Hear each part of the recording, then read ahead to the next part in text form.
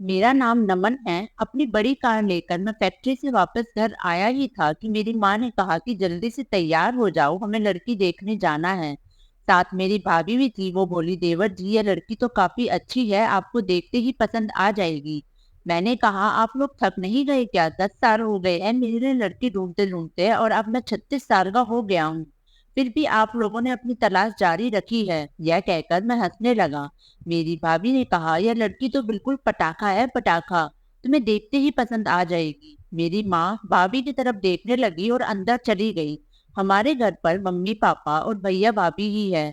भैया की शादी को 10 साल हो गए हैं और उनका 8 साल का एक बेटा भी है। शादी के बाद से भाभी अपने लिए देवरानी ढूंढने लगी थी, पर मुझे कोई लड़की पसंद आती ही नहीं। कोई मोटी तो कोई काली, तो किसी के चेहरे में ग्लैमर नहीं। मेरे दिमाग में एक ऐसा चेहरा बैठा हुआ था कि वैसी लड़की शायद बनी ही नहीं थी। हमारे कपड़े की बहुत बड़ी फैक्ट्री है जिसे मैं, पापा और भैया मिलकर संभालते हैं, और हमारे पास पैसों की कमी नहीं है। एक से एक घराने से मेरे लिए रिश्ता आता रहता है, पर मैं सभी रिश्ते को ठुकरा दिया करता हूँ। और आज फिर से लड़की देखने जाना है तो मैं अपनी एक महंगी सूट निकाल कर पहन लिया। पूरी उम्मीद थी कि मुझे लड़की पसंद नहीं आएगी। मैं अपनी माँ और भाभी के साथ उस लड़की के घर गया। माँ ने जाते हुए कहा, इसके पिता के कपड़े की बड़ी दुकान है। मैंने सोचा, मेरे जितने रईस तो नहीं होगी। मुझे एक पॉइंट तो मिल गया था लड़की को रिजेक्ट करने का और उसे नीचा दिखाने का। लड़की के घर गया तो लड़की के मम्मी पापा और चाचा चाची हमारी खातिर करने लगे। खाने के लिए तरह तरह के पकवान बना रखे थे। लड़की की माँ को देखते ही समझ गया था कि यह रिश्ता ठुकरा दूंगा, क्योंकि उसकी माँ बिल्कुल ही साधारण दिखती थी, तो बेटी भी उन्हीं पर गई होगी। हम लोग आपस में बात कर रहे थे कि तभी वह लड़की हमारे लिए चाय लेकर आई। जब मैंने उसकी तरफ देखा तो ऐसा लगा मानो वक्त थम सा गया हो। बहुत ही खूबसूरत सा लहंगा पहनी हुई थी। बिल्कुल ही फिल्मी मॉडर्न मॉडल जैसी फिगर थी। काफी लंबी और गोरी चिट्टी, और देखने से ही लग रहा था कि जिम वाली फिगर है। आंखें तो बिल्कुल हिरनी जैसी थी, और उसके लंबे खूबसूरत बाल कमर तक आ रहे थे, और उसके गुलाबी होठ देखकर तो लग रहा था कि मैं खुद पर काबू खो बैठूंगा। जब उसने मुझसे बात की तो उसकी आवाज सुनकर मैं अपनी माँ को सबके सामने ही कह दिया कि मुझे लड़की बहुत पसंद है। मैं शादी करूंगा तो इसी लड़की से शादी करूंगा। सब लोग हैरान रह गए कि मैं लड़की को देखते ही यह फैसला कर लिया। मामले को संभालने के लिए मैंने कहा कि मुझे इंसान की परख है, यह लड़की बहुत अच्छी है। यह देखते ही मुझे पता लग गया। उसने कहा, मेरा नाम गरिमा है। मैंने कहा, वाह, जैसा नाम वैसे ही चारों ओर तुम गरिमा बिखेरते हो। मैं गरिमा से अकेले बात करना चाहता था, क्योंकि उसे देखकर मैं खुद पर काबू खो रहा था। उसका चेहरा देखकर मुझे ऐसा लगता था कि मैं काफी ज्यादा पहचाना चेहरा है। शायद जन्मों से मैं उसे जानता हूँ। मैंने लड़की वालों से हाथ जोड़कर कहा कि मैं गरिमा से अकेले में बात करना चाहता हूँ, और मेरी तरफ से हाँ है। अगर गरिमा की भी हाँ हो तो हम बात को आगे बढ़ा सकते हैं। उसके मम्मी पापा ने मुझे और गरिमा को छत पर भेज दिया। मैं उसे देखकर इतना मंत्रमुग्ध हो गया था कि बातें नहीं कर पाया। बस उसकी खूबसूरती को देखे जा रहा था, और मन में यही ख्याल आ रहा था कि मैं इसे पाना चाहता हूँ। अगर इसने शादी के लिए इनकार कर दिया तो मैं क्या करूँगा? शायद वह इंतजार कर रही थी कि मैं कुछ कहूँ। मैंने कहा, मेरे घर पर तुम्हें हर तरह की आजादी मिलेगी। अगर तुमने शादी के लिए हाँ की तो मेरे साथ तुम खुलकर जी सकती हो। तुम्हें जो करने का मन है तुम कर सकती हो, कोई रोक टोक नहीं। उसने कहा, आप मेरे बारे में कुछ नहीं पूछेंगे? मैंने कहा, मैंने तुम्हें पहली नजर में ही परख लिया है। अगर तुमने शादी के लिए हाँ की तो मैं तुम्हें हमेशा खुश रखूंगा, यह तुमसे वादा करता हूँ। उसने कहा, मैं सोच कर बताऊंगी। उसका यह जवाब मुझे परेशान कर रहा था, क्योंकि हमारे पास दौलत की कमी नहीं है, और मैं काफी हैंडसम और स्मार्ट लड़का हूँ। एक से एक अमीर लड़कियां मेरे आगे पीछे घूमती है, पर मैं किसी को आंख उठाकर भी नहीं देखता। और अगर किसी लड़की से बात भी करूँ तो वह अपना किस्मत मानती है। पार्टी में हमेशा लड़कियां मुझे घेरे रहती है और मुझसे डांस करने के लिए मरी जाती है। हर एक औरत तक मुझे पाना चाहती है, और मैं गरिमा से शादी करना चाहता हूँ। तो वह कह रही है कि मैं सोचकर बताऊंगी। पर मैं क्या कहता? मैंने कहा, ठीक है, तुम्हें जैसा ठीक लगे तुम बता देना। जब हम घर वापस आने लगे तो मेरी भाभी ने कहा, क्या बात है, पहली नजर में ही आपने उसे हाँ कर दिया? 10 साल से तो हम आपको लड़कियां दिखा रहे हैं, और आपकी ना सुनते सुनते हम परेशान हो गए हैं। आज गरिमा को देखते ही ऐसा दीवानापन। मैंने कुछ नहीं कहा, बस मन ही मन मुस्कुरा रहा था। मैंने अपनी भाभी से उन लोगों का कॉन्टेक्ट नंबर ले लिया था और सुबह मैं गरिमा के पापा को फोन किया और उनसे उनका जवाब मांगा। मोहन लाल जी कहे कि मैं अपनी बेटी से पूछकर ही बता सकता हूँ। गरिमा ने अभी तक जवाब नहीं दिया क्योंकि वह मात्र 18 साल की है और आप दोनों की उम्र में बहुत फर्क है और अभी वह अपनी ग्रेजुएशन कर रही है। मैंने कहा, मैंने तो गरिमा से कह दिया कि वो जो चाहे कर सकती है। पढ़ाई नौकरी हमारी तरफ से उसे कोई रोक टोक नहीं होगा। और हाँ, हम दहेज नहीं लेंगे, बस एक जोड़ी कपड़े में अपनी बेटी को बिता कर दीजिएगा। 2-3 दिन के बाद गरिमा के पिता का फोन आया। उन्होंने कहा, गरिमा आपसे मिलना चाहती है। मैं उसे उसके घर के से ही पिक करके एक बहुत ही बड़े से रेस्टोरेंट में लेकर गया और उससे पूछा कि बताओ क्या खाना चाहती हो। वह बिल्कुल चुपचाप बैठी थी। मैं उसकी तरफ देखने लगा था। थोड़ी देर बाद उसने कहा कि मुझे यह रेस्टोरेंट पसंद नहीं है। यह बात सुनकर तो मैं उसकी तरफ देखता ही रह गया। यह रेस्टोरेंट इस शहर का सबसे बड़ा रेस्टोरेंट है और उसमें खाना खाने को लोगों का सपना रहता है। उसने कहा, मैं इससे भी अच्छी जगह जानती हूँ। मैंने कहा, ठीक है चलो। मुझे समझ नहीं आ रहा था इससे कौन सा बड़ा रेस्टोरेंट है शहर में, पर पहली डेट में मैं गरिमा की बात मानना चाहता था। मैं उसे इम्प्रेस करना चाहता था। वह मुझे एक छोटे से ढाबे में लेकर गई। इसमें शायद ही मैं कभी कदम रखूं। वहां कोई भी स्टैंडर्ड आदमी नहीं था और ना ही किसी ने कोट पहन रखी थी। पर वहीं पर हम दोनों ने खाना खाया। गरिमा मेरी तरफ देख रही थी जैसे कि मुझे परख रही हो। शायद वह यह जानना चाहती थी कि मैं उसकी लाइफस्टाइल में जी सकूंगा या नहीं। शायद उसे दिखावे का शौक नहीं था, पर मैं गरिमा के लिए कुछ भी कर सकता हूँ। इस दौरान उसने मुझे अपने बारे में काफी कुछ बताया। जब वेटर बिल लेकर आया तो मैंने अपने क्रेडिट कार्ड दिया, पर वह कैश मांगने लगा जो कि मेरे पास नहीं था। मेरी हालत बहुत ही खराब हो गई थी क्योंकि खाने के पैसे मेरे पास नहीं थे। गरिमा ने मेरी हालत समझकर अपने पर्स से पैसा निकालकर बिल चुका दिया। मैंने गरिमा से कहा, सॉरी मैं कैश नहीं रखता क्योंकि मैं जहाँ भी जाता हूँ कार्ड से पेमेंट हो जाता है। मैं तुम्हें ये पैसे चुका दूंगा। पर मेरी हालत देखकर वह मन ही मन मुस्कुरा रही थी और मजे ले रही थी। मुझे तो इतना गुस्सा आ रहा था कि मन कर रहा था कि उसे अभी अपना बना लूं, पर बहुत ही मुश्किल से मैंने अपने आप को कंट्रोल किया और उसे घर पर ड्रॉप करके मैं अपने घर आ गया। 2 दिनों के अंदर उसने अपना जवाब बता दिया और उसका जवाब सुनकर तो मानो मेरे सर पर आसमान टूट पड़ा। मेरे पैरों तले से जमीन निकल गई। कोई लड़की ऐसा जवाब दे सकती है, मुझे समझ नहीं आ रहा था। उसने मुझसे कहा था कि मैं 1 साल का कॉन्ट्रैक्ट मैरिज करूंगी। 1 साल के दौरान आप मुझे इम्प्रेस करने में कामयाब हो जाओगे तो मैं हमेशा के लिए आपके साथ रह जाऊंगी, आपकी पत्नी बनकर। लेकिन अगर मैं आपकी लाइफस्टाइल में एडजस्ट नहीं कर पाई या फिर आप मेरी लाइफस्टाइल में एडजस्ट नहीं कर पाए तो मैं आपसे अलग हो जाऊंगी। वह समझती क्या है अपने आप को पता नहीं, पर मैं उसे हर हाल में पाना चाहता था तो मैं ऐसी शादी को तैयार हो गया और उसे कॉन्ट्रैक्ट बनाकर उससे इसमें साइन भी करवा लिया था। मैंने ऐसी पागल लड़की आज से पहले कभी भी नहीं देखी थी। लेकिन अब मुझे हर पल अपने सुहागरात का ख्याल आने लगा। हमेशा से ही मैं औरतों से दूर रहा हूँ क्योंकि मुझे कोई औरत पसंद ही नहीं आती और अब मुझसे रहा नहीं जाता। मैं यही सोचता कि सुहागरात में मैं भूखे भेड़िए की तरह उसके ऊपर झपट पड़ूंगा। अजीब अजीब ख्याल आने लगते मेरे दिमाग में। पता नहीं गरिमा को देखकर मुझे क्या हो गया था, लेकिन गरिमा के साथ मैं 1 साल का कॉन्ट्रैक्ट साइन किया है। इसलिए मेरा उठाया हुआ एक गलत कदम मुझे उससे हमेशा के लिए दूर कर देगा। मुझे किसी तरीके से भी उसका दिल जीतना पड़ेगा। मुझे बिल्कुल नहीं पता था कि मैं गरिमा से शादी के बाद एक नई मुसीबत मेरे सामने आ जाएगी और मेरी जिंदगी बिखर कर रह जाएगी। मैं किस पानी में डूबने जा रहा था मुझे थोड़ा भी अंदाजा नहीं था। गरिमा के मासूम चेहरे के पीछे अपनी जिंदगी के खूंखार चेहरे को मैं पहचान नहीं पाया। ऐसा नहीं था कि मेरी कभी कोई गर्लफ्रेंड नहीं थी। जब मैं 17 साल का था तो मुझे अपने ही कॉलेज की एक लड़की पसंद आ गई थी। तब मैं इंटर में था। मुझे तो उस लड़की का चेहरा भी अच्छे से याद नहीं है। ऐसा लगता है कि प्यार किए हुए 100 साल बीत गए हैं। पर उस लड़की ने मुझसे ब्रेकअप कर लिया था और मेरा दिल तोड़कर वह चली गई थी। उसके बाद से ही मैं लड़कियों को इंसान नहीं बस एक इस्तेमाल की चीज मानता हूँ। माँ और मेरी भाभी की ही दो औरत है जिनकी मैं इज्जत करता हूँ।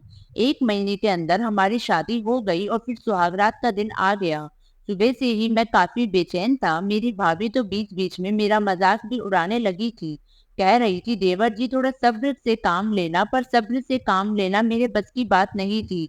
ऐसा लग रहा था कि दिन पार ही नहीं हो रहा, ना जाने कब रात आएगी। आखिरकार वो शुभ घड़ी आ गई। मैं बहुत ज्यादा घबराया हुआ था और अपने आप को समझा रहा था कि अपने अंदर की भेड़ियों को मुझे दबाना होगा। मैं कमरे में आया तो वह बहुत ही खूबसूरत सा लहंगा पहने बैठी थी, अपने चेहरे को घूंघट में छुपा रहा था। मैंने उसका घूंघट हटाया और उसे तोहफा दिया। मैंने उसके लिए एक बहुत ही खूबसूरत सी डायमंड नेकलेस खरीदी थी। वह अपना गिफ्ट देखकर मुस्कुराई। फिर मैं उसे करीब से देखने लगा। उसके हाथ, उसके होठ और उसका गला। उसके गले में एक चैन था जो कि उसके सीने तक था। जैसे ही मैंने चैन की लॉकेट को देखा तो उसके अंदर कोई तस्वीर थी। मुझे लगा कि मेरी और उसकी तस्वीर होगी। लॉकेट देखते वक्त जैसे ही उसका सीना थोड़ा टच हुआ तो मेरे हाथ पैर ठंडे होने लगे। मेरा पूरा शरीर कांपने लगा और ऐसा लग रहा था जैसे कि मैं बेहोश हो जाऊंगा। डरकर मेरी चीख निकल गई। मैं कमरे से बाहर निकल गया और ड्राइंग रूम में जाकर बैठ गया। हमारे घर पर मेहमान भरे पड़े थे। मुझे वहां देखकर सब लोग आश्चर्यचकित हो गए कि अपनी नई नवेली दुल्हन को छोड़कर मैं यहाँ क्यों बैठा हुआ हूँ। मेरी भाभी तो आकर कहने लगी कि देवर जी क्या बात है, यहाँ क्यों आ गई? जाइए अपनी पत्नी के साथ कमरे में जाइए। लेकिन मेरी हालत बहुत खराब हो रही थी। मैं अपने कमरे में नहीं जाना चाहता था, पर मेरी भाभी ने जबरदस्ती धक्का देकर मुझे कमरे में भेज दिया। मेरी पत्नी मुझे ऐसा देख रही थी जैसे कि मुझे हो क्या गया है। मैंने लाइट ऑफ की और चुपचाप से अपनी पत्नी के बगल में लेट गया और सो गया। अब हम दोनों कभी एक नहीं हो सकते। अब मैं उसे अपनी पत्नी का दर्जा नहीं दे सकता, क्योंकि वह तो कोई औरत नहीं, बल्कि शायद हर औरत सुहागरात के सपने देखती है। गरिमा ने सुहागरात का सपना देखा होगा, पर मैं रात को सो गया था।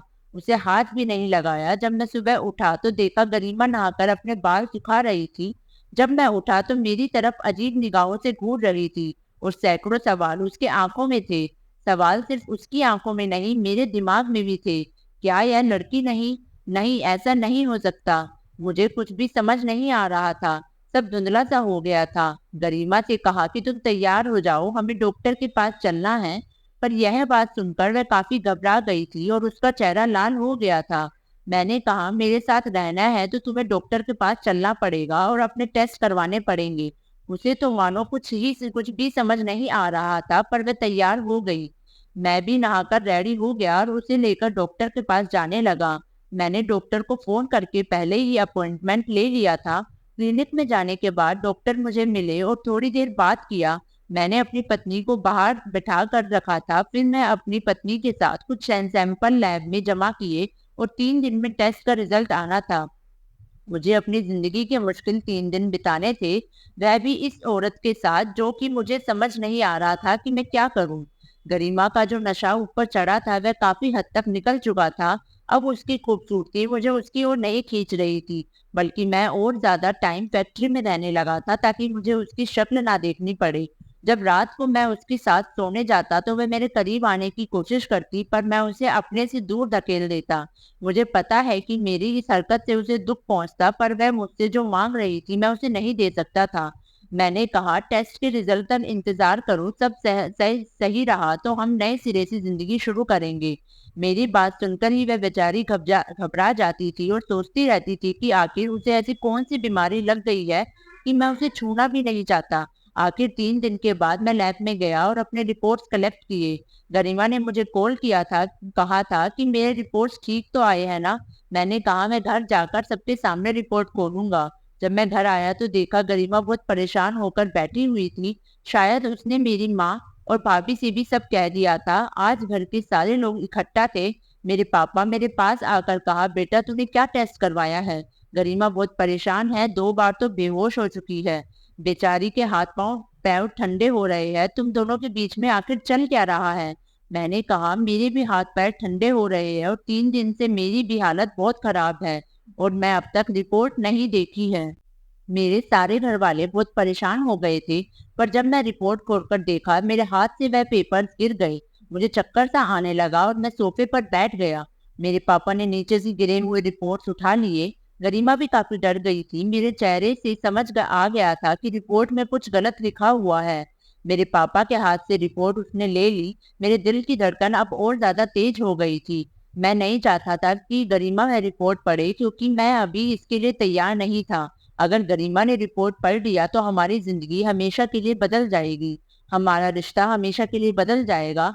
मैंने कहा गरिमा, पर इससे आगे मैं कुछ भी नहीं कह पाया। आंखों से आंसू आ गए थे। मेरे घर वाले भी काफी परेशान हो रहे थे। जब गरिमा ने वह रिपोर्ट पढ़ा तो ऐसा लगा कि मानो वह बेहोश हो जाएगी। तभी मेरे भैया ने रिपोर्ट अपने हाथ में ले ली और जोर से पढ़ा, डीएनए टेस्ट रिपोर्ट। जब उस रिपोर्ट को पढ़ा, वह बहुत ही चौंक गए और कहा, क्या गरिमा तुम्हारी बेटी है? यह कैसे संभव है? मैंने कहा, सुहागरात के दिन मैं गरिमा के गले पर एक लॉकेट देखा था। मुझे लगा था उसके अंदर मेरी और उसकी तस्वीर होगी, पर जब मैं उसे खोला तो उसके अंदर उसके पापा और मेरे एक्स गर्लफ्रेंड की तस्वीर थी। मेरे दिमाग में एक ही बात आई कि पापा के साथ उसकी तस्वीर का मतलब यह है कि यह गरिमा की माँ होगी। लेकिन जब हम रिश्ते की बात करने गए थे तो गरिमा की माँ तो कोई और थी। तभी मुझे ख्याल आया कि गरिमा की माँ के साथ उसका चेहरा बिल्कुल भी नहीं मिलता था।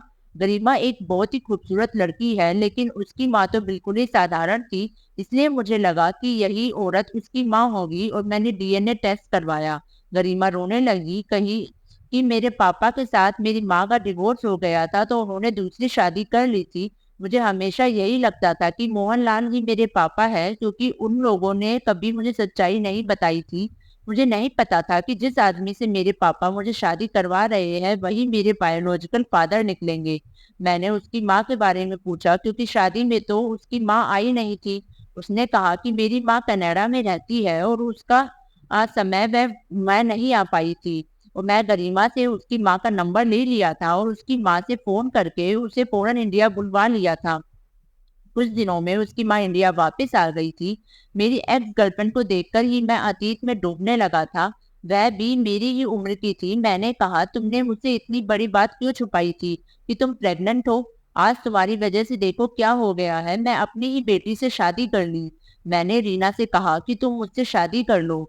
हमारी एक बेटी है जिसे तुमने इतने सालों से मुझसे दूर रखा, और मेरी बेटी अब इतनी बड़ी हो गई और मैं उसे बड़ा होते हुए भी नहीं देख पाया। रीना ने कहा कि जब उसे पता चला कि वह प्रेग्नेंट है तो वह काफी डर गई थी और वह बच्चे का अबॉर्शन करवाना चाहती थी। अबॉर्शन के लिए बहुत देर हो गई थी। तभी उसके माता पिता ने जबरदस्ती उसकी शादी मोहनलाल से कर दी थी, जो कि उसके दूर के सगे थे।